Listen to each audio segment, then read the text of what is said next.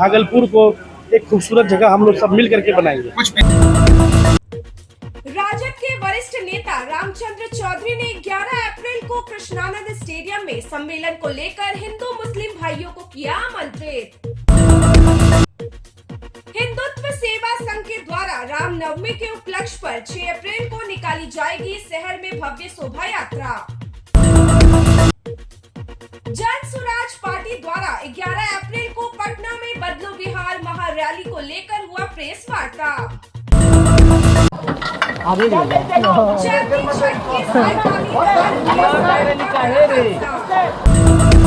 भूत प्रेत के चक्कर में गए युवक की जान। सगे बेटे ने ही अपने पिता को चाकू घोंपकर उतारा मौत के घाट। डबल मर्डर, आपसी रंजिश में तड़तड़ाई कई राउंड गोलियां। चैती छठ महापर्व का हुआ समापन। रामनवमी को लेकर शहर में निकाला गया फ्लैग मार्च। रामनवमी के उपलक्ष्य पर भगवा क्रांति द्वारा शहर में 5 अप्रैल को निकाला जाएगा भव्य शोभा यात्रा। जो हम लोग अभी तक अखबार में पेपर में पढ़ते आ रहे हैं, गंगा जमुनी तहजीब, वो आपको दिखने को मिलने लगेगा और मिल भी रहा है कि किस तरह हम लोग कितना बढ़िया से शोभा यात्रा निकालेंगे। सभी युवा साथियों में जोश है, महिलाओं में जोश है, बच्चों में जोश है, बुजुर्गों में जोश है। जहाँ जहाँ भी हम लोग जा रहे हैं सब बोल रहे हैं हम अवश्य आएंगे और भागलपुर को एक खूबसूरत जगह हम लोग सब मिल करके बनाएंगे। कुछ विशेष झांकी इस बार बहुत अच्छा झांकी है। झांकी में अवघरदानी आ रहे हैं और रामगढ़ का बैंड है, नासिक का ढोल है। उसके अलावा लाइटिंग हम लोग बहुत बढ़िया किए हैं व्यवस्था। इस बार लाइटिंग का के साथ हम लोग महाआरती करवा रहे हैं। गंगा और बजरंग बली चलेंगे, बाहुबली बजरंग बली है, इनके साथ जो एक बजरंग बली राक्षसों से युद्ध करते हुए चलेंगे। और भी अनेक चीज़ है जिसकी हम लोगों की बातचीत चल रही है जो अब आजकल में फाइनल होने वाला है। भागलपुर से लोग क्या अपील कीजिएगा? भागलपुर के समस्त शहर वासियों से यही अपील करेंगे कृपया बढ़ चढ़कर इसमें हिस्सा लें और सभी लेकर के इस महाकुंभ की जो है डुबकी लगाएं, सभी लोग इस महाकुंभ में। भागलपुर सुल्तानगंज राजद के वरिष्ठ नेता रामचंद्र चौधरी ने शुक्रवार को दिलगौरी जामा मस्जिद पहुंचकर 11 अप्रैल को राजद पार्टी के द्वारा कृष्णानंद स्टेडियम में सम्मेलन आयोजित को लेकर मुस्लिम समुदाय के लोगों को दावत देकर आमंत्रित किया।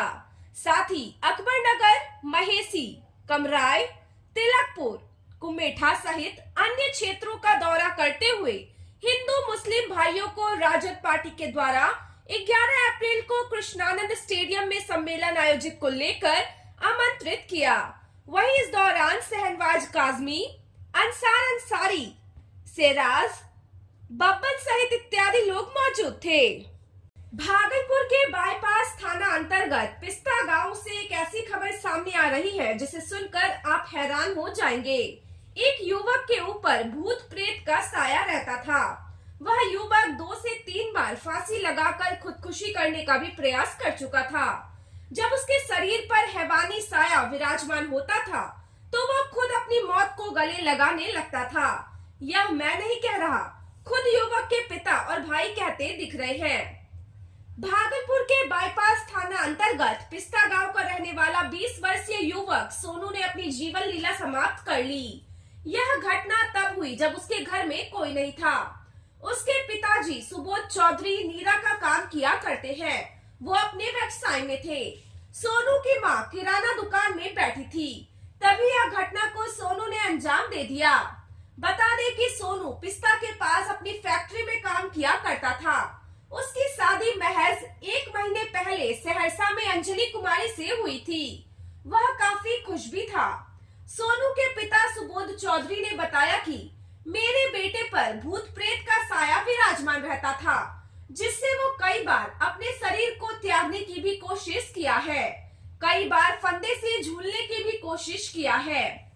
हम लोगों ने कई बार उसे जीवन दान दिया है, लेकिन इस बार जब उसके शरीर पर भूत का साया पड़ा उस समय हम लोग कोई नहीं थे और वो अपनी जीवन लीला समाप्त कर लिया। वहीं परिजनों का रो रो कर बुरा हाल है। पुलिस ने शव को अपने कब्जे में लेकर पोस्टमार्टम के लिए भेज दिया है। भागलपुर के पोस्टमार्टम हाउस से एक बड़ी खबर सामने आई है, जहां सगे बेटे ने ही अपने पिता को चाकू घोंपकर मौत के घाट उतार दिया। साथ ही छोटे भाई को भी घायल कर दिया। जिस पिता की मौत हुई है उसका बड़ा बेटा पोस्टमार्टम के लिए पुलिस की मदद से भागलपुर पोस्टमार्टम हाउस पहुंचकर पोस्टमार्टम करा रहा है। यह मामला खगड़िया के गोगरी थाना अंतर्गत गोगरी जमालपुर का है, जहां एक परिवार खुशहाली से रह रहा था। पिता एफसीआई में काम कर रहा था, बड़ा बेटा टोटो चालक था, दूसरा बेटा इधर उधर की कमाई करता था और तीसरा सबसे छोटा बेटा दिहाड़ी मजदूरी करता था। कुल मिलाकर पूरा परिवार सुखी संपन्न था। लेकिन अचानक एक घटना पूरे परिवार को अलग थलग कर दिया। पिता की मौत हो गई। बड़े बेटे पिता की लाश को लेकर पोस्टमार्टम के लिए पहुंचा। दूसरा बेटा गिरफ्तार होकर जेल में कैद है और छोटा बेटा घायल अवस्था में इलाजरत है। जहां मंझले भाई सार्जन जो नशे का भी सेवन करता था, वो बड़े भाई मनखुश के टोटो का स्टेफनी बेच दिया, जिसको लेकर घर में कलह शुरू हो गई थी। तभी छोटे भाई वहां पहुंचा तो सरवन को पीठ में मंझला भाई चाकू मार दिया। उसके बीच बचाव में पिता आए तो उसको भी चाकू मारकर घायल कर दिया। वहीं इलाज के दौरान पिता परमानंद यादव की मौत हो गई। वहीं इसका पता जब गोगरी थाना पुलिस को चली तो वो दूसरे नंबर के बेटे सार्जन कुमार को गिरफ्तार कर लिया और पूछताछ में जुट गई। वहीं इस मामले को लेकर भागलपुर पोस्टमार्टम में आए परिजन विमल यादव ने बताया कि स्टेफनी बेचने के क्रम में दोनों भाई में बहस हुई और ये झगड़ा बड़ा रूप ले लिया, जिसमें मंझले बेटे ने अपने पिता को चाकू मारकर मौत के घाट सुला दिया और छोटे भाई को भी घायल कर दिया। वहीं उन्होंने बताया कि आरोपी नशे का सेवन करता था, उसे नशे की लत थी। वो हर समय इधर उधर के कामों को करके शराब, स्मैक, गांजा पिया करता था। गोगरी पुलिस ने इस मामले को गंभीरता से लेते हुए अभियुक्त को गिरफ्तार कर लिया है। अब देखने वाली बात यह होगी कि इस मामले पर पुलिस क्या संज्ञान लेती है। किस लिए चाकू मारा गया? मामला ऐसे टोटो का स्टेपनी बेच के पी गया सर। कौन? ये जो मृतक हैं? नहीं सर, तो? वो सार्जन जो मारा है? जी सर, सार्जन ने इसको उसी विवाद में, दोनों भाई में विवाद हुआ। हाँ। छोटे भाई को भी चाकू मार दिया। अच्छा। पिता को भी लग गया चाकू, मार स्पॉटे हो गया। कहाँ की घटना है? एक गस्टरी चौका उसरी का। कौन थाना क्षेत्र पड़ता है? गोगरी। गोगरी जी सर। तो मौके पर ही मौत हो गया कि इलाज के दौरान हुआ? इलाज के दौरान। इलाज के दौरान कहाँ लाए थे? यहाँ पे सर, यहाँ मायागंज में। कब लाए थे? मायागंज में कल, यहाँ पे सवेरे शाम में घुस गए। अच्छा, मौत कब हुई? 12 बजे रात में। रात में। क्या नाम है मृतक का? परमानंद यादव। करते क्या थे? पल्लेदारी करते थे सर। पल्लेदारी करते थे। एफसीआई गोदाम में। क्या उम्र होगी इनकी? उम्र 50 कर दे। रहने वाले कहाँ के हैं? वहीं गोगरी है क्या? वहीं। आपके कौन है वो? ये मेरा बन है। बनोय है? हाँ। आपका क्या नाम हुआ? विमल यादव।